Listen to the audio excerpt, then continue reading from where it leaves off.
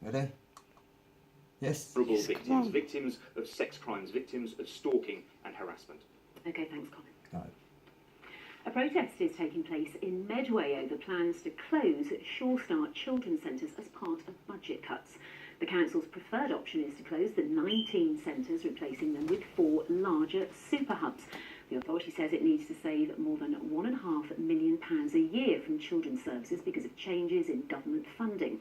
But the plans sparked anger in the Medway towns when it was revealed that £60,000 of that money saved was going to be spent on the events marking the anniversary of the Battle of Medway in June. Well, and we lost Leanne that. Rinnie is in Chatham for us now. Terrible. And Leanne, we can see that the parents are protesting there behind you right now. What's going on?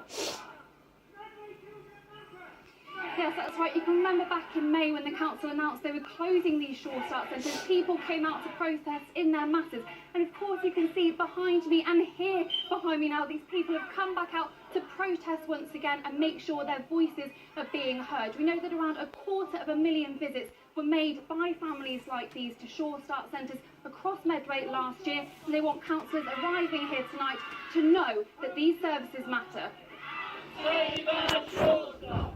Save our Sure Start! Save our Sure Start! Mums, dads, families from across Medway uniting together. They know time is running out to save their Sure Start centres, but they're angry, frustrated and prepared to put up a fight.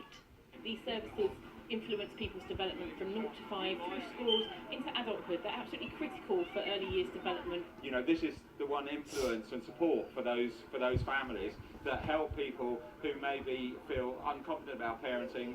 Debbie Quinn and Matthew Tidmarsh have been using their Sure Start regularly since their son was born 2 years ago. If Sure Start do close, then I won't meet new people. It'll be just me and him in here. And since he started Sure Start, he's got a few friends, he's talking, he's just grown into a good little boy kind of thing.